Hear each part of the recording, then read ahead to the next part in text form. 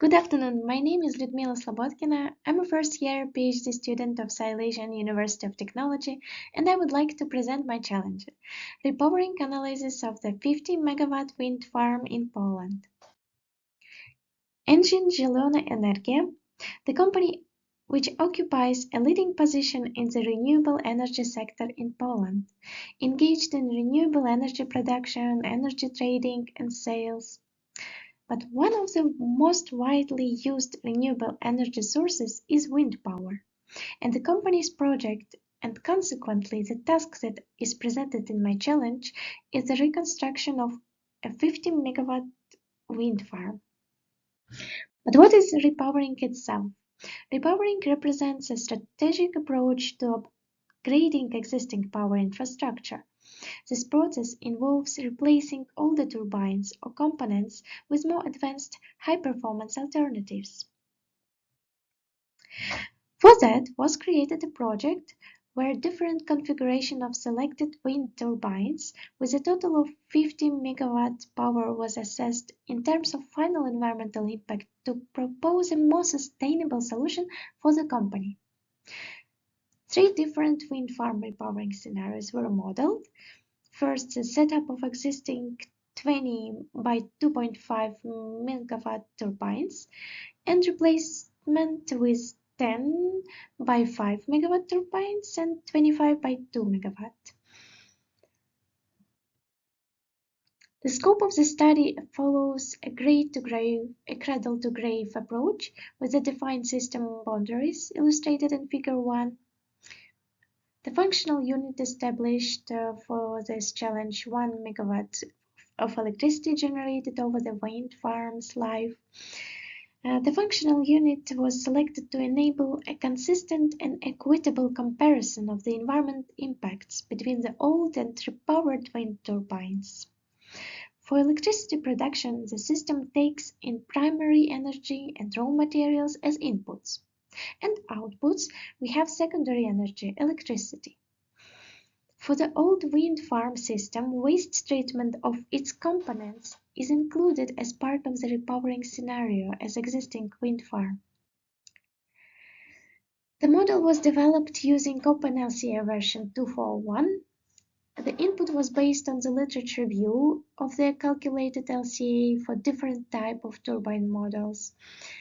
So with my slight modification and assumption based on the articles, the impact assessment was performed using the EcoInvent version 3.10 database with environmental footprint version 3.1 as a method, environmental assessment method. Lifecycle inventory is an important step in lifecycle assessment, where all inputs and outputs for the system being studied are quantified. The initial calculations and assumptions were based, as I already said, on a review of existing literature. A screenshot of some of the process created in the program is shown on the next 2 slides. The material input took into consideration the amounts of kilograms, accounting for the number of turbines to be used. Here are some results and outputs of the challenge. The diagram illustrates the proportional distribution of environmental impacts across 18 categories for all 3 scenarios. It is evident that the 10 by 5 megawatt wind farm, shown in green, consistently contributes the largest share in most impact categories. This reflects the high material and energy inputs associated with the production and transport of its larger components, especially the rotor and nacelle.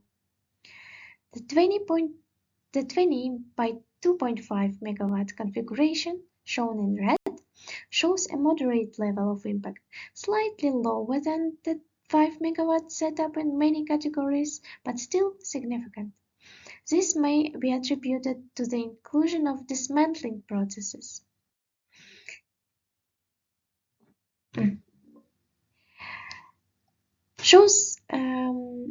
The slides shows 2 pie charts, the left illustrating the overall climate change impact share among the 3 repowering scenarios, and the right zooming into the material breakdown of the 10 by 5 megawatt scenarios. According to the left chart, the scenario number 3 contributes more than half of the total climate change burden, whereas 20 by 2.5 megawatts scenario number 2 and 1 contributes 25 and 21 respectively.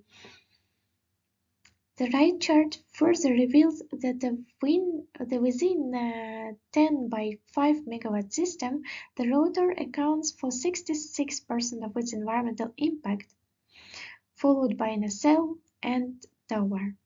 This emphasizes that the rotor, due to the size, materials, and manufacturing intensity, is a dominant contributor to the overall burden in large turbines. This visualization supports earlier findings and highlight key areas where impact reduction could be achieved, such as rotor redesigning or use of alternatives material.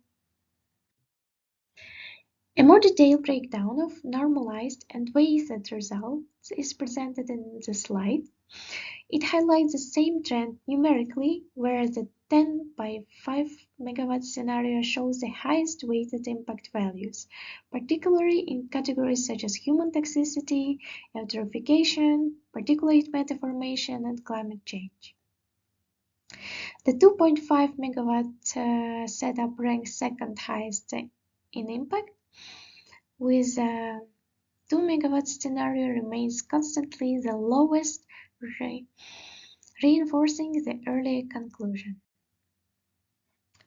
And the study successfully evaluated and compared 3 repowering scenarios for an onshore wind farm using an open LCA. The calculation may serve educational purpose since the company's actual value was not utilized. But in any way, overall, the studies emphasize the importance of sustainable design and manufacturing practices to mitigate the environmental impacts. Thank you for your attention.